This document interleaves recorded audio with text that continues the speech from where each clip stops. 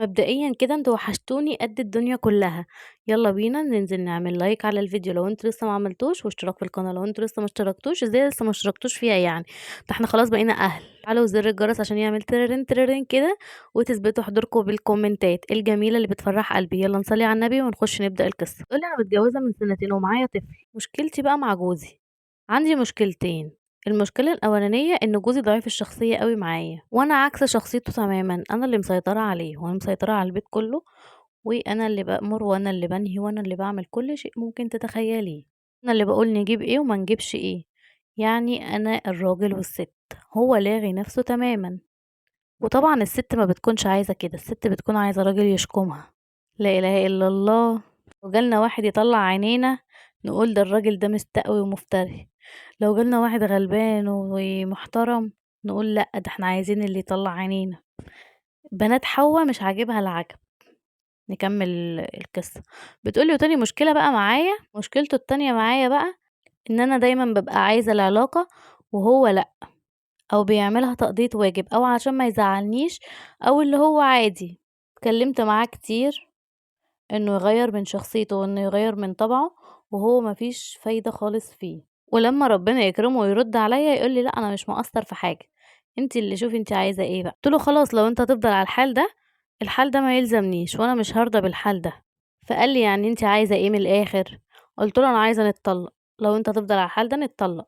قال لي: "أنا تحت أمرِك، اللي أنتِ عايزاه، أأمريني أمر، بس برضه خلّي بالِك أنا مش غلطان في حاجة وأنا برضه ما قصّرتش معاكِ في أي شيء." رجع لي تاني بعدها قال لي: "ما تزعليش منّي واللي أنتِ عايزاه أنا هاعمله لِك وهاغيّر من نَفْسي عشان خاطرِك وعلشان ما تخربيش البيت وأنا عايزِك وشريكي." والله الراجل يُشكر أهو عايزة إيه تاني يعني، بس أنا بجد مش مصدّقاه ومش عارفة هو هيعمل حاجة عشاني بجد والّا لأ، أنا مش عارفة أعمل إيه، أنا حاسة إن أنا الراجل والست والفكرة دي بجد تعباني أوي.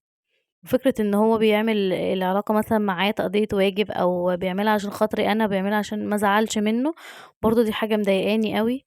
أنا مش عارفة أعمل إيه، أنا كان نفسي في راجل يناغشني واناغشه ويلعب معايا ويتدلع عليَّ وما اعرفش إيه، أنا مش عارفة أعمل إيه، بجد زهقت أوي من العيشة اللي أنا عايشاها دي، حاسة إن أنا عايشة مع ريبورت أقول له اعمل كذا يعمل كذا وبس، ما بيفكرش، ما بيبدعش، ما بيعملش حاجة عشان خاطري لأ. والله أنا آسفة إن أنا طوّلت عليكِ في المشكلتين بتوعي، بس أنا مش عارفة أعمل إيه، وما ينفعش طبعًا أروح أتكلّم مع أي حد مع أهلي في حاجة زي كده، فجيت أتكلّم معاكِ أنتِ، أنا مش عارفة أعمل إيه بجد، جوزي هيجنّني حرفيًا. خلّيكِ أنتِ جيشه يا ماما، أنتِ اللي تدافعي عنه طالما هو شخصيته ضعيفة وأنتِ اللي شخصيتِك قوية، حبّيه وفكّري معاه وفكّري في طيبته وحنيّته اللي مش هتلاقيها تاني مع أي حد صدّقيني، ساعديه وما تسيبيهوش أنا شايفة إنِّك ما تسيبيهوش خالص وإنِّك لازم تبقي واقفة معاه، حاولي تشوفي المشكلة اللي معاه دي إيه، يكون حاجة تاعباه في الشغل، ممكن يكون بيفكّر كتير، ممكن يكون في حاجة تاعبة أعصابه، ممكن وممكن وممكن وألف ممكن، ما تفترضيش الوِحِش بس. وهو يعني احمدي ربنا إن أنتِ معاكِ واحد محترم وشريكِ وبيحافظ عليكِ وبيحبِّك و. في ناس تانية بتتمنى تبقى مكانِك، احمدي ربنا على اللي أنتِ فيه، احمدي ربنا والله العظيم في ناس تانية تتمنى فعلًا تبقى مكانِك إجوازتها بتبقى مطلّعة عينها، فأنتِ احمدي ربنا على اللي أنتِ فيه، وحاولي بقى تعدّلي اللي مش عاجبِك، زي ما أنتِ ما بتقولي كل حاجة في إيدي وكل حاجة أنا اللي باعملها وأنا اللي باقول وأنا اللي لأ، ادّي له هو بقى إيه، مساحته شوية، حسّسيه إن هو راجل، حسّسيه إن هو أنت إيه سوبرمان، سوبر هيرو أنت اللي بتاخد القرارات وأنت اللي بتعمل، حسّسيه بكده، ما تسيبهوش ميّت كده، ما تسيبهوش نايم، مش خيال مآتة أهو، حسّسيه إنه لأ، أنت اللي لازم تقول كده وأنت اللي لازم تعمل كده. حتى لو هو مش عارف مثلًا عرّفيه، خلّيكِ أنتِ مامته وأخته وحبيبته ومراته وكل حاجة بالنسبة له، ربنا يصلح لِك حالِك ويصلح لنا حالنا يا رب، ما تنسوش اللايك على الفيديو والاشتراك في القناة لو أنتم لسه ما اشتركتوش فيها، هتوحشوني للفيديو الجاي،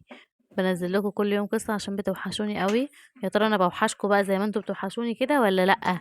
ردوا عليَّ في الكومنتات واثبتوا حضوركم في الكومنتات. باي باي.